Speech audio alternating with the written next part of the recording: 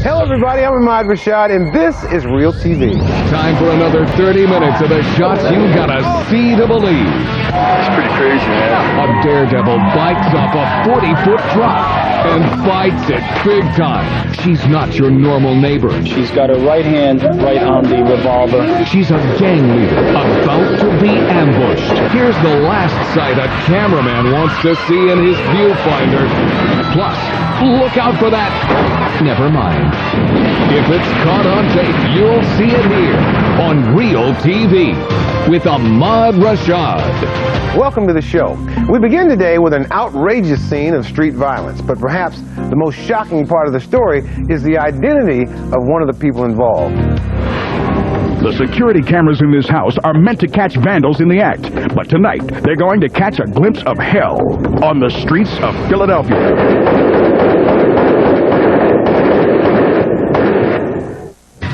You wouldn't know it by looking at her, but this woman, Lazara Ordaz, is a notorious drug boss. Very tough lady, 42 years of age, was the leader of a violent drug gang that had been plaguing this area for quite some time. Ordaz has been tipped off that a rival gang is out to get her. She's waiting and ready with a .44 Magnum in her pocket. She's got her right hand right on the revolver. She's motioning people to get off the street. She was actually expecting them to come from a different area, and in fact they were pulling up right behind her.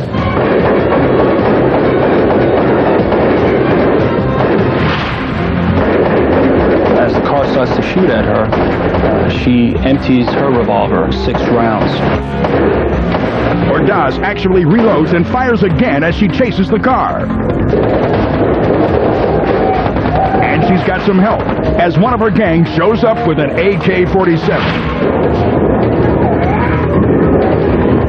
The gun battle lasts only 30 seconds, and for all the flying bullets, there's only one victim. A 6-year-old child is hit in the head by a stray shot while sitting on her porch across the street. Thankfully, the little girl recovers from her injuries. And this tape is Exhibit A in the conviction of 20 gang members and putting Lazara Ordaz behind bars for 35 years. We were trying to show the violent tendencies of this group to a jury. It was able to help us out a great deal. The big colors this season are black and blue. We're introducing the new collection next here on Real TV. One more time. In Washington, a group of snowboarders plays hardcore. They rocket down a slick, icy set of stairs. But that gets old real quick. It's time to up the ante and risk it all on the rails.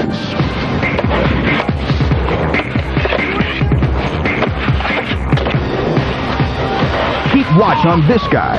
He's good, but not this time. The kid nearly kills himself coming down.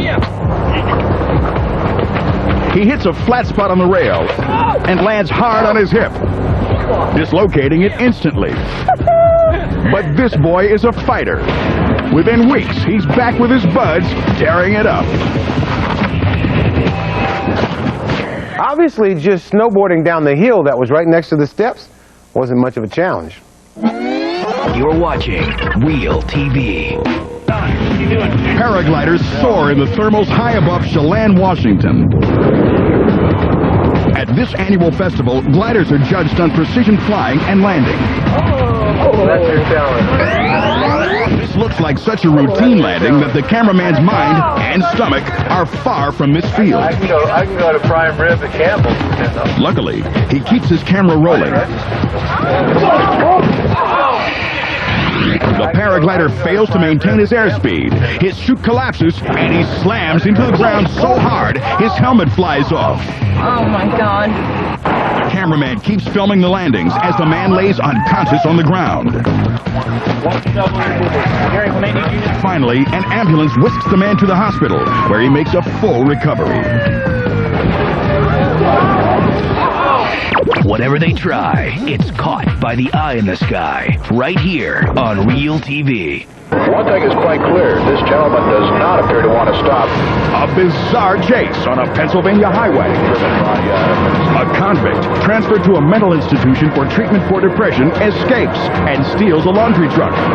Now he's on the run. He has ignored all the warnings the state police have given him. Now something just happened. He is getting off at the River Street exit of Route 81. A news helicopter from REALTV affiliate WNEP broadcasts the live play-by-play across 3 counties. Right now, he is going down Music Street, heading towards Central City, Scranton. Police throw all kinds of roadblocks at the fugitive, but he manages to get around all of them. He's going to hit a car. There he goes. The back of the truck just hit looks like a black Cadillac. He just lost the back of the truck there, Frank. This guy's a menace to everyone on the road. Police know they've got to do something, and they do. Police just fired one shot. A police officer just fired one shot towards the truck, but he's still going. State police in an unmarked car have fired several more shots. There's a state police car trying to shoot the tires out. The officer, he just fired one shot. Jack, his front tire is blown. Even with his front tire gone, the runaway driver won't give up. More patrol cars join the pursuit. Keep in mind that this truck is operating with one flat tire right now. Then a police roadblock gives this chase an unexpected turn. Police have just set up 1, 2, 3 cars, but he's avoiding the roadblock again. He's going into a field now. He's going into a field. The truck has stopped. The police are now approaching the truck. They have their weapons drawn, as you can see. They're apparently ordering the suspect out of the truck. They have him out of the truck. They've got him on the ground. From what we're able to see, apparently no shots were fired. The fugitive is sent back to jail and gets 14 years for this escapade, tacked on to his original sentence. We've got the suspect on the ground and appears in custody. Who knew 2 wheels could cause so much pain? Don't blink, there's trouble ahead. Extreme athletes are always pushing it to the limit, but you're about to see a young man push it just a little bit too hard. Tensions are thick in Deer Valley, Utah.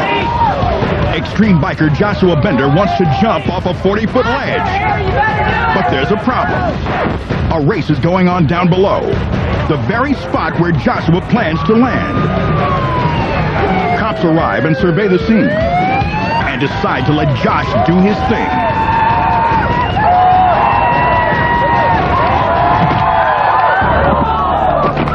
His thing bites.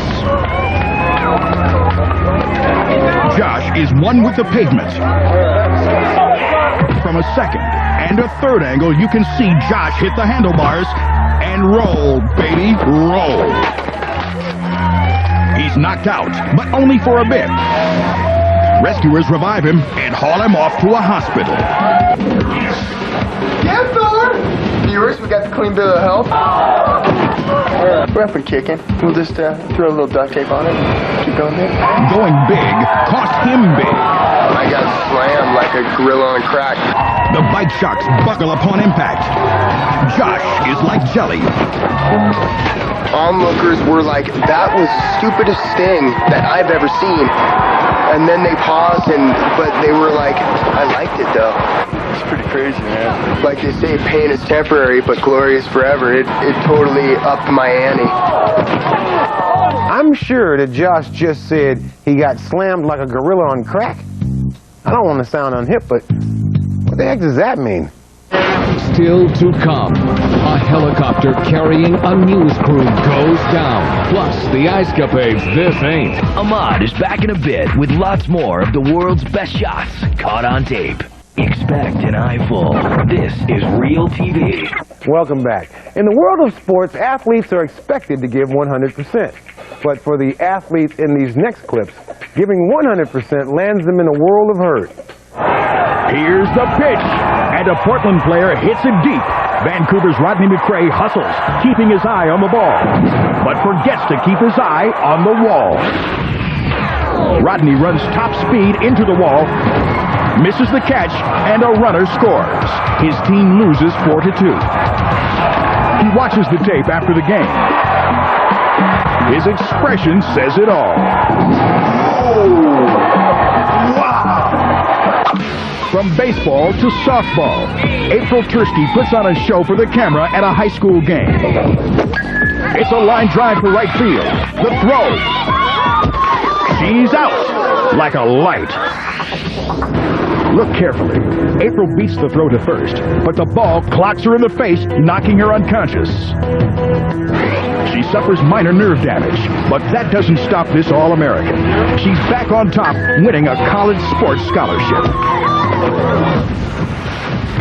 In Florida, a friendly hockey game gets ugly when one of the defenders turns a hockey stick into a weapon. That's not only illegal, it's criminal. Take another look. The forward cross-checks. The response, one slash to bring him down, another to keep him there. Both men leave the rink, but not before the officials call the police. The defender gets charged with aggravated battery. You shoot it, and we'll show it. A news team in a helicopter is about to make news themselves.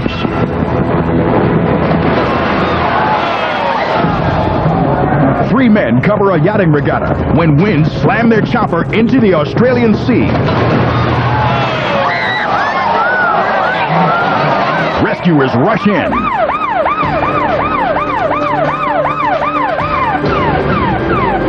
Pilot Max Josie and audio man Johnny Sandler free themselves, but their reporter is stuck in the sinking ship. I really thought he was in a lot of danger at that particular point, and my one concern was to get him out of there because I could see the chopper was submerging under the water. Max and Johnny know there's no time to waste. Reporter Laurie Atlas is trapped in his seatbelt. I was panicking. Johnny and Max managed to release my harness, which I couldn't do because I'm away. All get away with their lives, and a terrifying memory they won't soon forget. I was under the water for about a minute and a half. It was very scary. Straight ahead. I have three men hanging in a bucket. It's a 130-foot drop to the water below, and no one knows if the crane will hold. And taunting a bull is like playing with fire. Someone always gets burned. Patience has its rewards. We're back with more of the world's best caught on tape. Tell a friend you're watching Real TV. Welcome back. Camera people spend their days trying to capture life's most amazing moments on tape. But the cameraman in our next story is about to become one of those moments. Australia's Canberra Rally is a grueling 3-day road race. And cameramen get right up close to cover the action.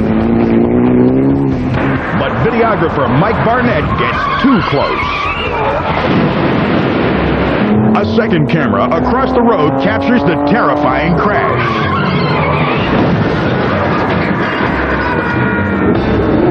Horrified spectators rush to Mike's side.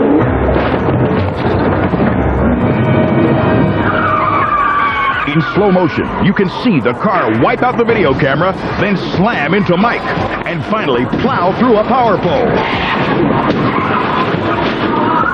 I didn't actually think it was going to hit me, but I ran just in case, and it's lucky I did.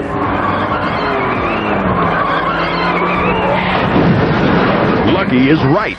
Mike escapes with a broken leg and a shattered kneecap, and he's quit covering races for good. No shot's worth your life.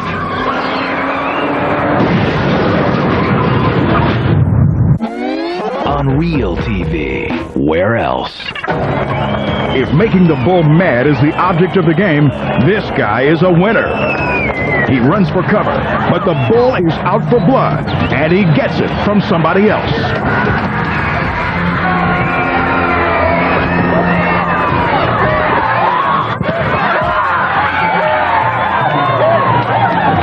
I remember the bull came straight to me. He charged at me and lifted me up, and then down. I didn't realize he hurt me until the people picked me up and I saw what he had done to me. The victim learns to keep his distance, something others in Montroy haven't learned. Same festival, different year. A bull breaks through the barrier and gores another guy.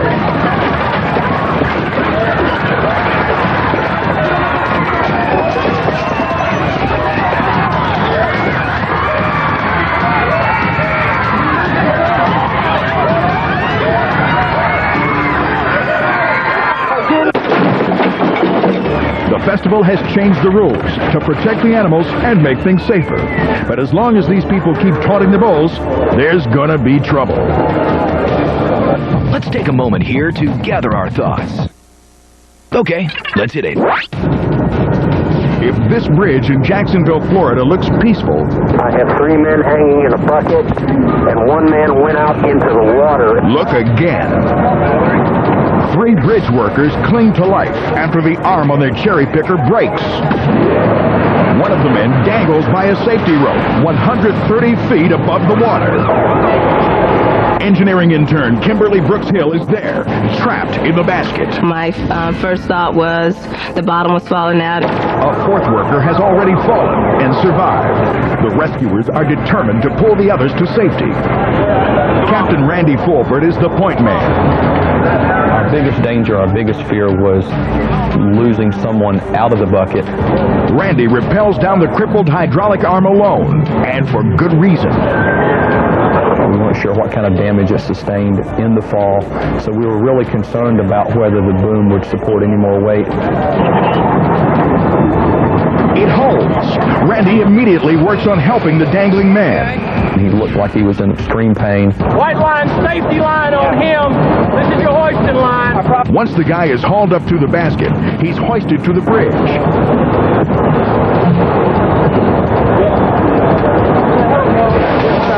The rescue team then does the same for the other 2 victims.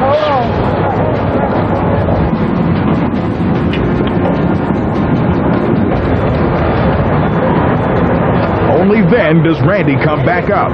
For him, it was all in the line of duty. But for the people he saved, it's something more.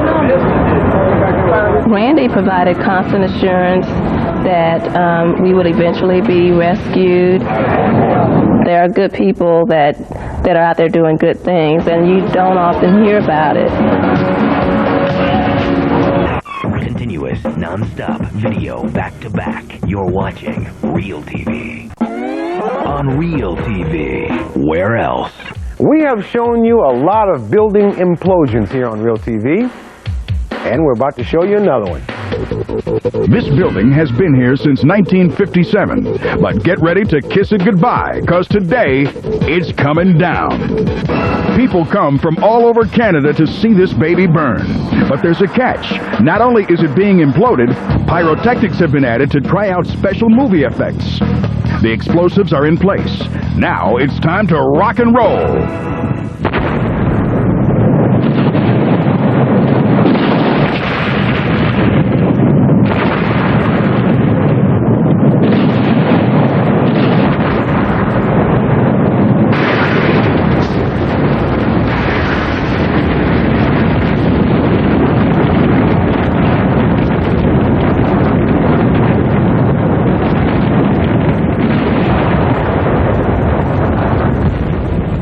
Another camera captures the flames from a closer angle. The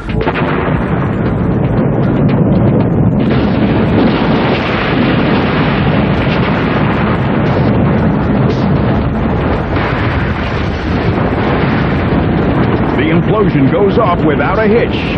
While the men who made it happen survey their success, sightseers celebrate Canada's biggest implosion with a party that's sure to bring down the house.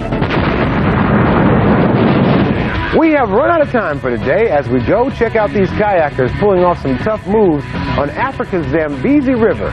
So long, everybody.